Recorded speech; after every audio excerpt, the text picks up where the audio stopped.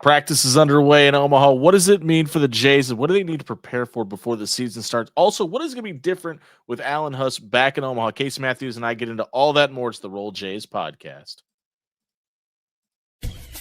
Heads up, it's the Roll Jays podcast, the voice of the Creighton basketball fan. With your hosts, Jimmy Allen and Casey Matthews. Join the crew and meet CU players, coaches, and a whole lot more. Now, the Roll Jays podcast. Here's Jimmy Allen.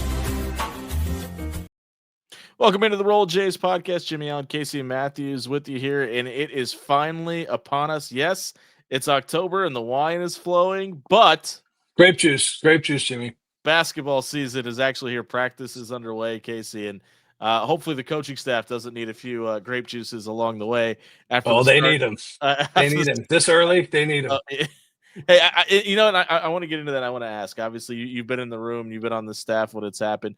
What are some of those we can't have this moments at the beginning of camp, especially maybe from underclassmen, freshmen, things like that? You don't have to point out any names or mention anybody directly, but what are some things that are really maybe stuck in the craw of Greg McDermott over the last couple of the last decade or so?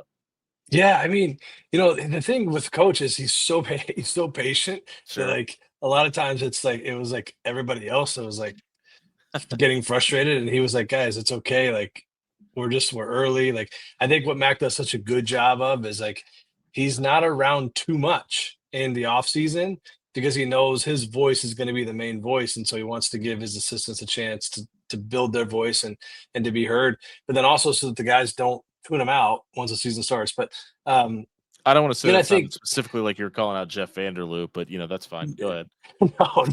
No. Not Lou. You can't tune Lou out. It's impossible. But so no, a lot of it I think is like effort. Like Mac is, he'll be patient with you, but if you're not giving effort, especially at the beginning of the quote unquote season, right? Like it's the lines are so blurred now with if you don't want it now, when are you gonna want it? Right. Exactly. Like you got to give effort. You got to be able to take what you're learning and seeing and hearing in the film room to the practice court. Mac puts so much time into film and to teaching that it drives him nuts. If you go to the floor and you just didn't pay any attention, or at least you act like you didn't pay any attention. You Jamarcus Russell your way through it. Yeah, exactly. And you know what? There are some of those guys. Like, I mean, hey, I've been in the film room where a guy literally fell asleep, and Mac saw him, and I mean, he had some warnings. But he said, "Hey, stand up. You're standing up for the rest of film." Like, Mac doesn't like when you don't pay attention in film, and nor should he. Shout out to Mitch Ballock. No, definitely not Mitch. I kid. But I think those are the things. I think you got to be a good teammate, but you got to be prepared. I honestly, and especially now when you're making money, like, you're a professional, so you got to act like a professional, and Mac will hold you to that standard. I said I didn't want names, so now I'm kind of interested, not the falling asleep or anything like that, but we talk so often about guys that maybe it doesn't click in practice or are just more gamers. Was there anybody in your time on the staff that was there was a guy or two that it didn't really look like it was going to click for them, and then the actual red light went on inside the chai, they just kind of showed up, and then things started to get better in practice? It's a great question. I can't say that it looked like it wasn't going to click, and then it did. I'll tell you this though, TyShon Alexander, who, side note, he's going to be on the show here in the next couple of weeks. That's breaking news for you, Jimmy. I know you didn't know that. But he's down. He just got to Columbia yesterday. He's on his new professional team, so he said he'd jump on with us at some point soon. But TyShon Alexander, it was a guy that I would consider a gamer, a guy that, like, practice. It was like, what's the Allen Iverson? We're talking about practice. Talk about the game, man. That was TyShon for me. A guy that, like, he basically kind of looked like he went through the motions in practice, but then when it was time to really lace them up and the lights were going to be on, you knew what you were going to get from Ty. And that's crazy to hear, man, just because of the effort that he put in on the defensive side of the ball specifically. Yeah, it's not the glitz and glam of it all. And the thing is too, is like it's not necessarily a knock. Like you certainly wish you could have got more from him in Sure. practice because it would have made the other guys better. And we'll have to, that's a great. I'm gonna have to jot that one down after. We'll have to talk to him about that because I Hey, think TyShon, why'd you suck he's in practice? well. No, the thing is, like Just he tell him didn't you said that, suck. by the way. Like he didn't suck. He would still be good, but Sure. it was just like not the same. And it's never the same, but it was more of like you just could tell. You could just tell it was like, all right, Ty, come on, man. I know you don't necessarily want to practice, but you gotta give me more than that. And there were some, but then there were other times though, Jimmy, where like if we're going live, okay, and it was actually being statted and scored, Yeah.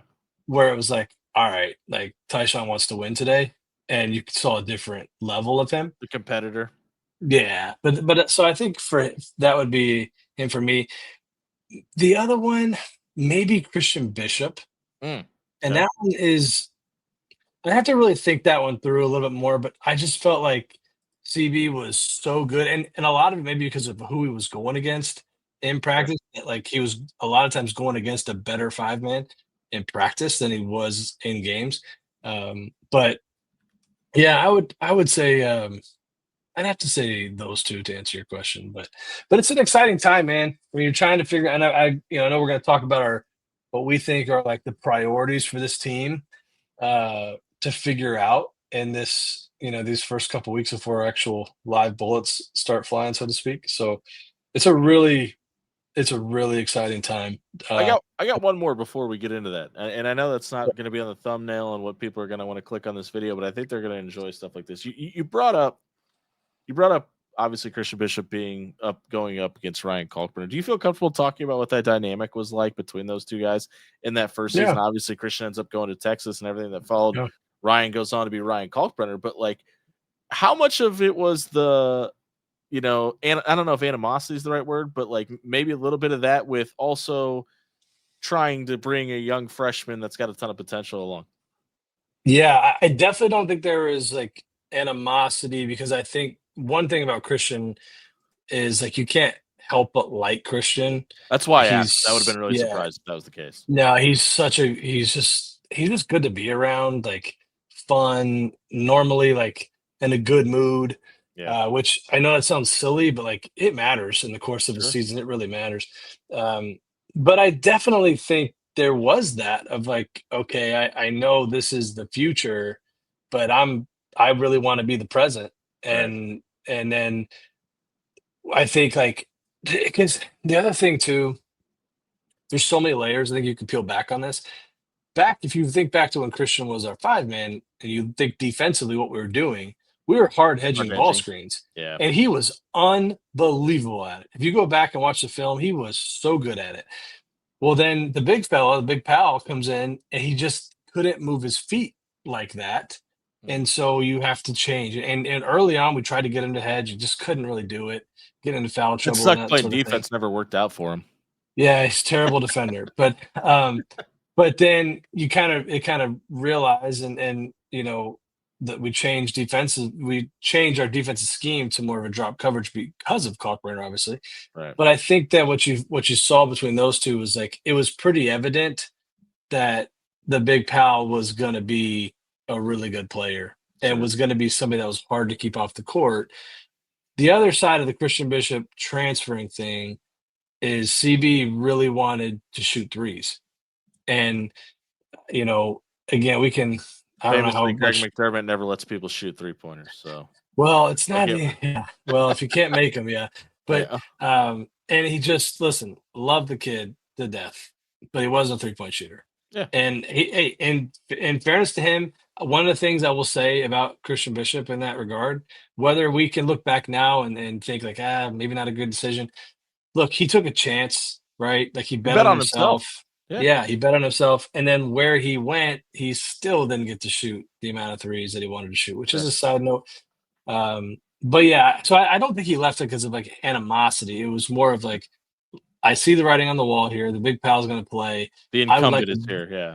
Yeah, I'd like a little different role, and it's just time for me to go somewhere else. Somebody once on this podcast famously basically called for Ryan Kalkbrenner to be benched. I'm not going to go there. I just I want to ask a question. Speaking of, yeah, I still got to Yeah, call Alex. I love Alex. So I'm gonna Alex, call him. shout out to Alex Drake.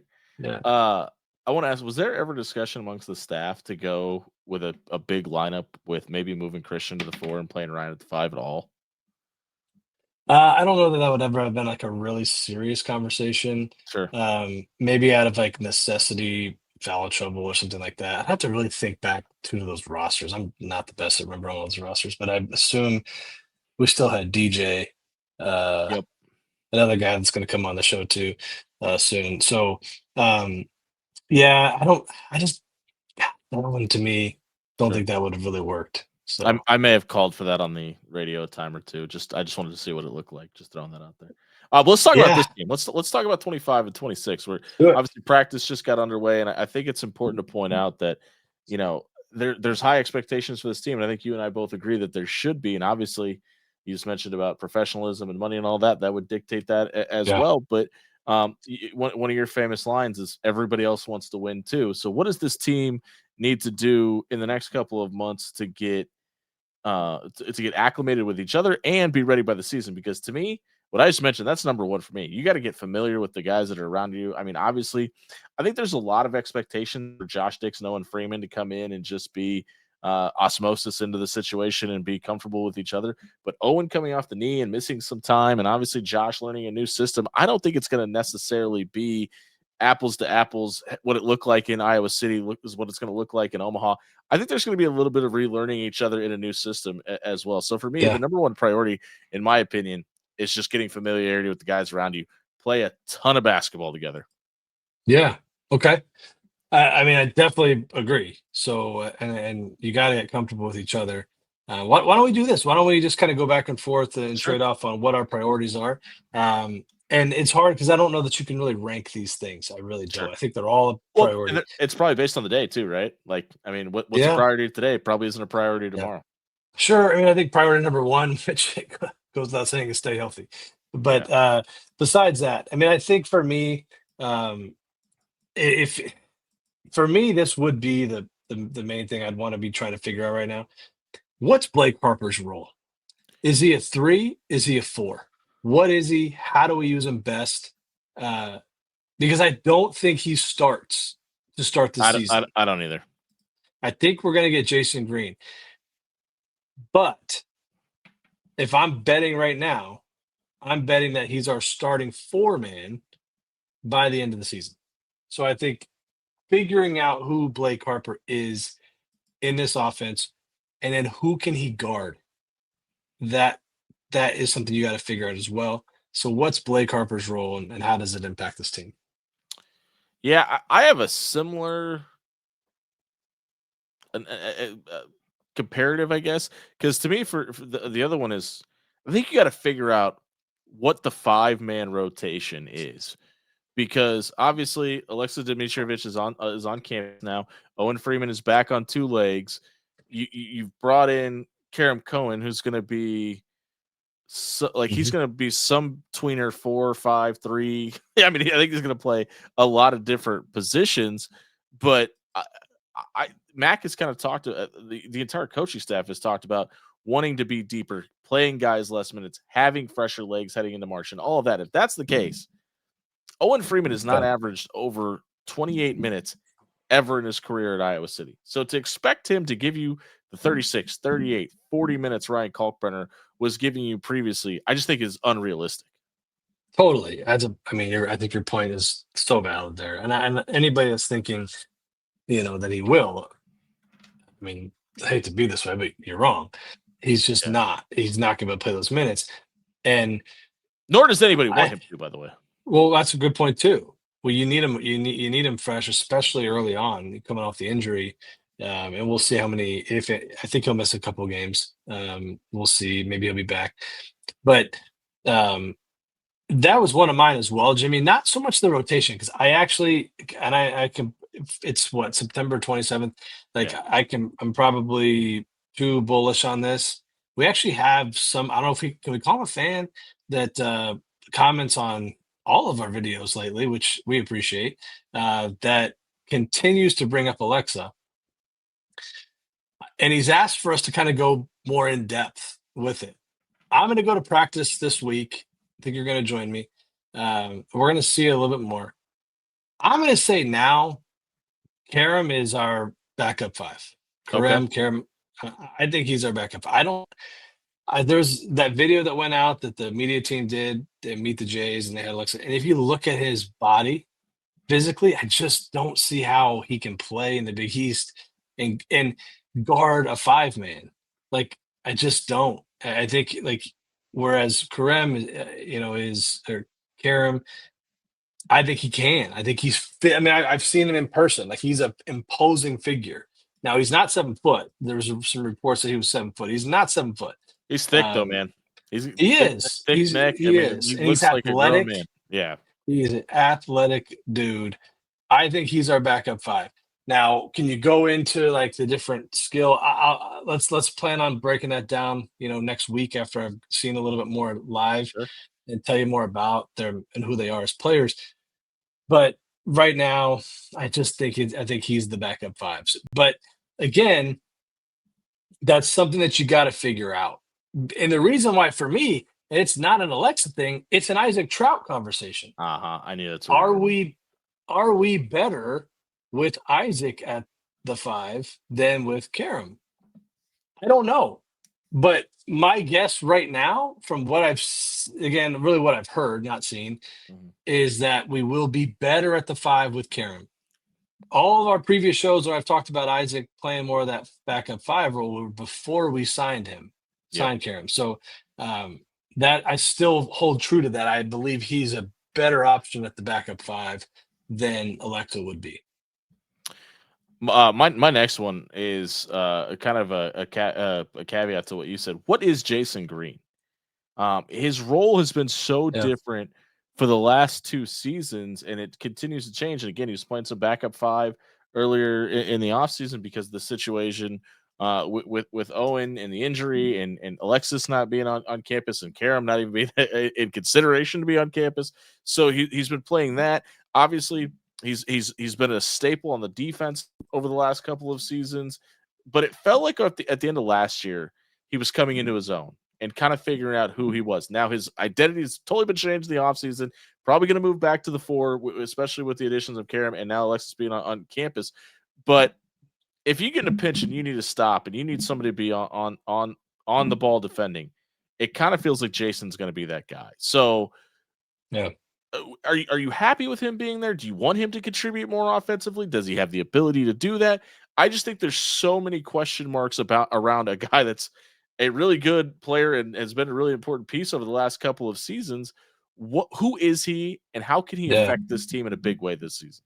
It's such a fascinating topic, and it's something that I'm excited to see because I love Jason Green, and being a local kid, seeing him from when we recruited him to where he is now, to see the contributions that he made late in the season, and really just see the growth in him from a toughness standpoint has been really, it's been really fun and rewarding to watch. So for me, I hope that he gets the opportunity.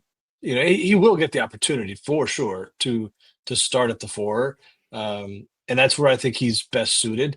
He's such a interesting piece because of his ability to guard bigger, guard the 5 really, because he's strong and he's thick and big.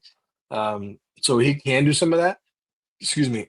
And the other side is, and again, this is more of, game by game, would be, can you, like, if Isaac's in at the 5, does Isaac guard the 4 and Jason guard the 5, or things like that, where he can just kind of be a little bit of a Swiss Army knife that way. Yeah.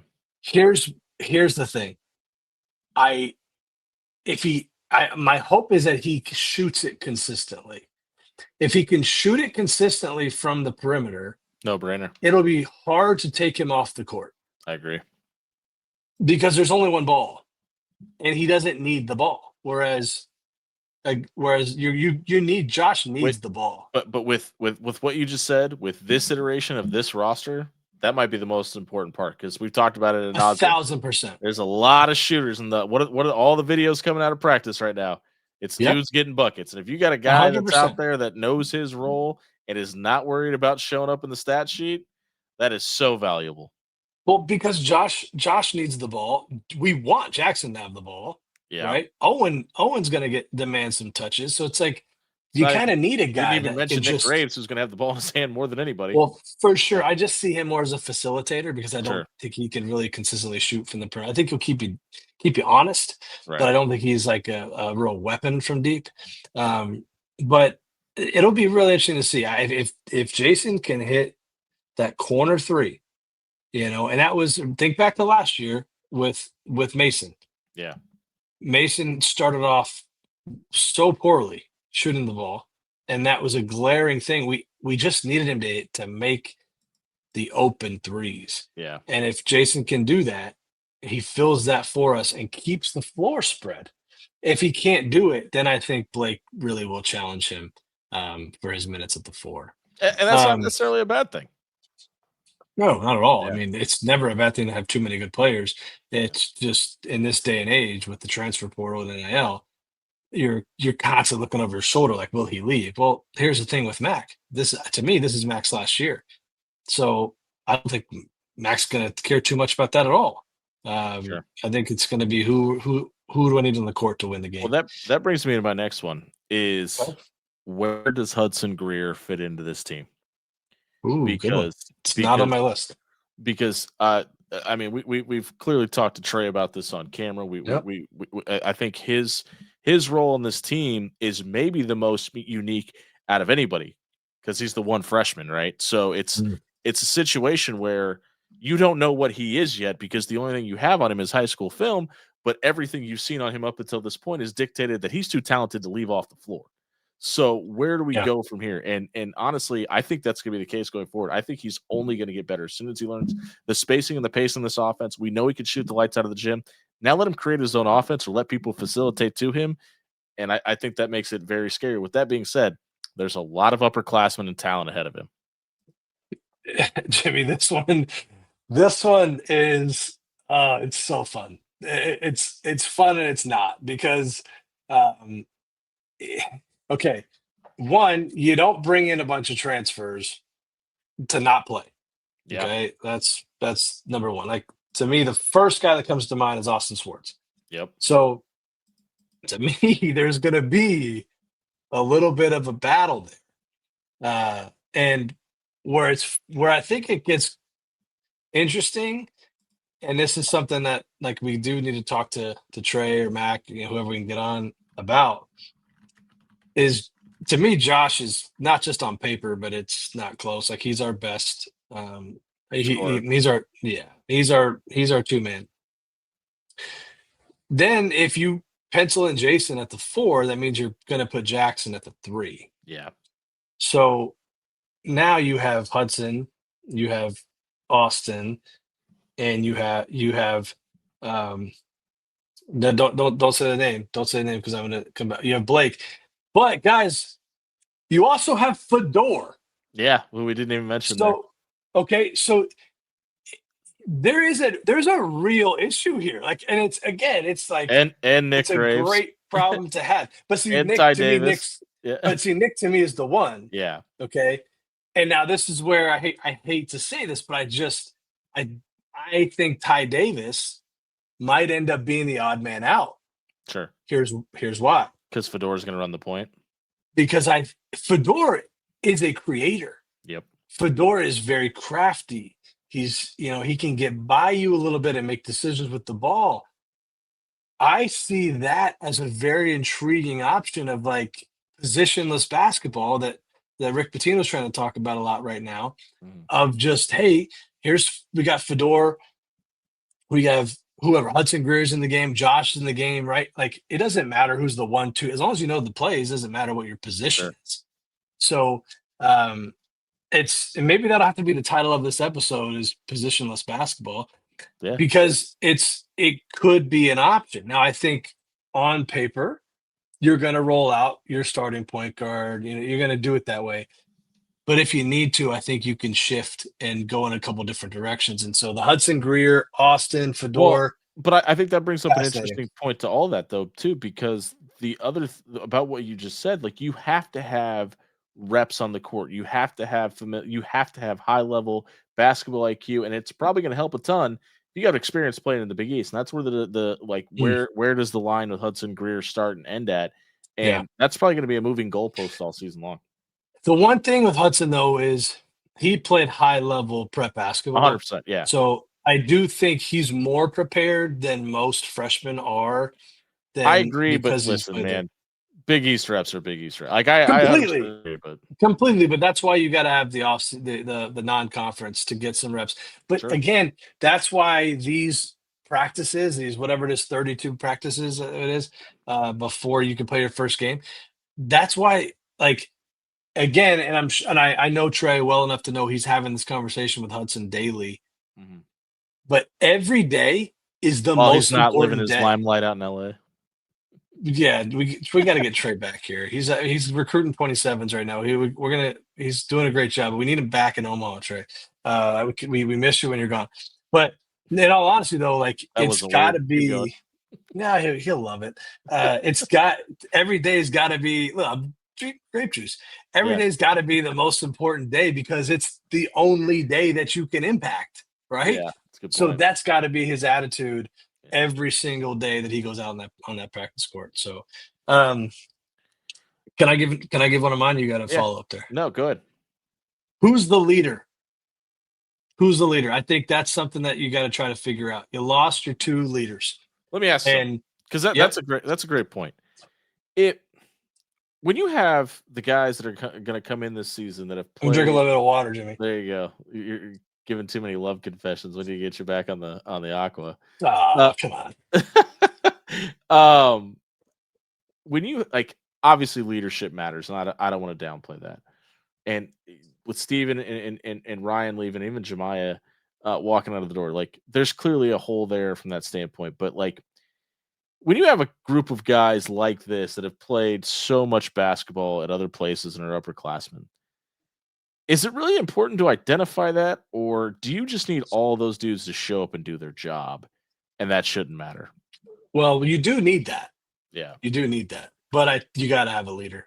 Okay. And um, here's why: you're not going to go through. I mean, you're not going to go through a day, let alone a week, a month, or a season without adversity. And the coaches can only do so much because we're not around those guys.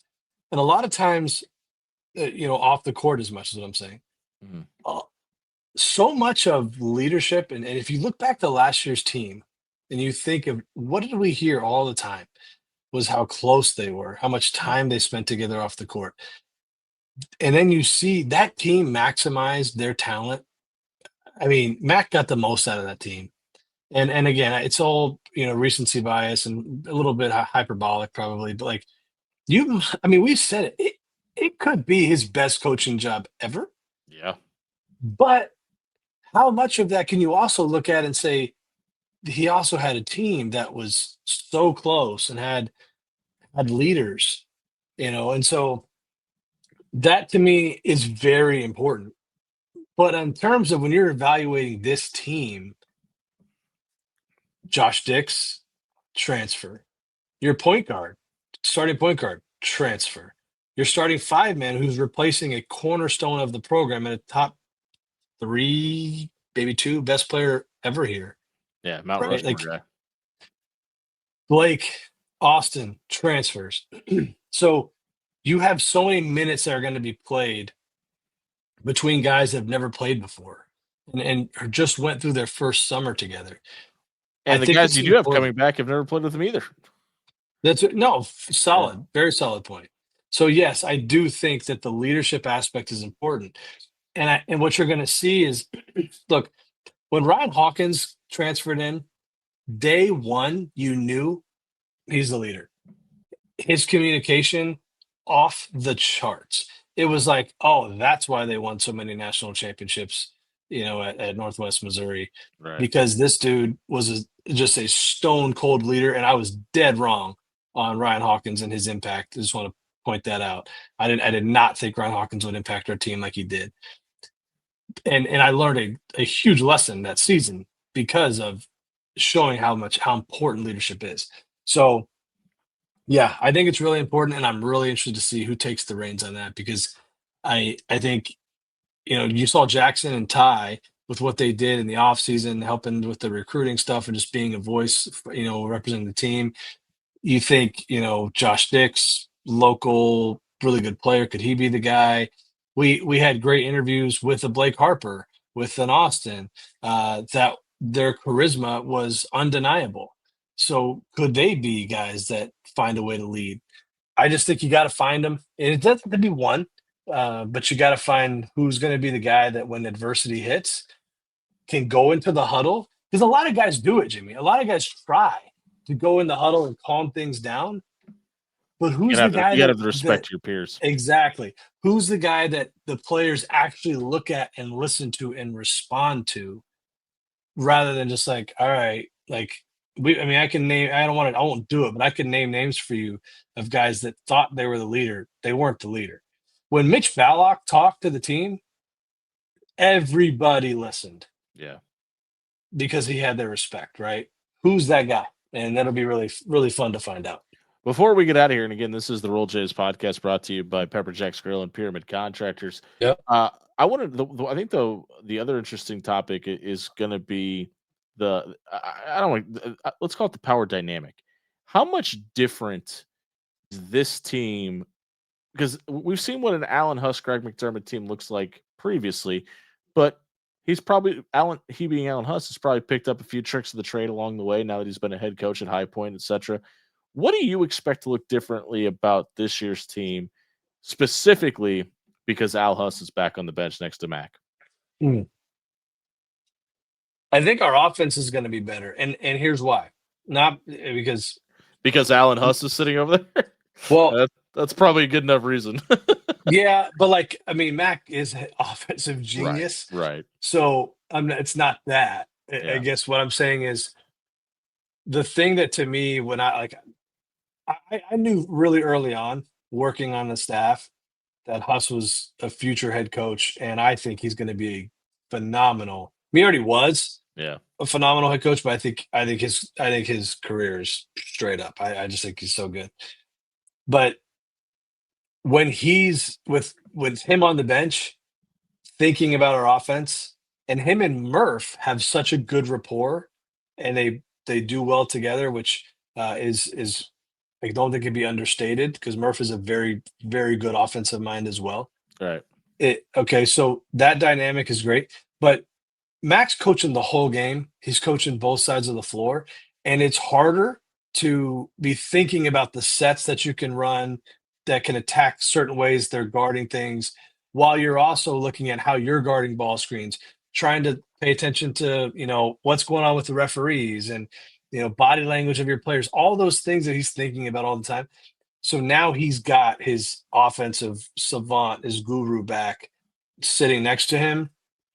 And I think that you're going to see better efficiency offensively with us. I don't know if you'll see this year because it is Mac's team. So, but I think Huss will, because he's going to recruit more athletic players. I think you're going to see this team pressure the ball defensively more and try to create offense from their defense more so than Mac's style. And again, with the players that we've had, you didn't need to do that per se, but I just think you will. I think you'll see that more with Huss. So those will probably be my main two things. What do you think? I'm going to be really, maybe not necessarily an Allen Huss thing, but I'm going to be really interested to see how the offense plays off of the defense. I mean, we've talked about drop coverage and how much Ryan Kalkbrenner impacted things on the offensive side of the ball by the way they were able to defend. I'm of the volition. I know we've talked about this. I guess we'll see firsthand when we go to practice that I think there's going to be more hard hedging than we've seen over the last 5 years. And I expect it to shift back that way because I think this team is going to play better in space by doing that as well. So I'm really interested to see how you talked about calling sets and knowing what to do with the ball. And kind of the topic of this whole discussion is like being familiar with who you're with. I mean, if you can play in transition without having to conversate and you just know where guys are going to be, I'm going to be really interested to see because it's been a staple of Mac's time here. How do you create offense off of defense? And that's what I'm interested to see about this team this season. Yeah. I'm excited, man. I'm excited to go to practice and see just kind of see how things are going, what they're doing. And, defensively will be very fun to watch too. That's one thing with Coach Miller, and before him, Paul Lusk, the defensive system and the way that we played was a lot of kind of their fingerprints were on it. And so I'm interested to see what's different now. I'm also interested to see where the growth of Big East Energy Network expands to. We're at 19,568 followers as of today. Maybe you will be number 20,000. We're almost there as the season approaches. Don't forget to follow Big East Energy Network on YouTube. Don't forget this podcast is brought to you by Pepper Jack's Grill, Pyramid Contractors. Pepper Jack's. We'll give some love to Pixel Fire Marketing. Shout out to Dan and those guys as well. But go follow Big East Energy. We've got a ton of great podcasts. Everybody from all over the network covering the entire Big East Conference. This is your home for Big East men's basketball and women's basketball coverage throughout the season. Casey Matthews, I've been Jimmy Allen. This has been the Roll Jays podcast. We'll see you next time.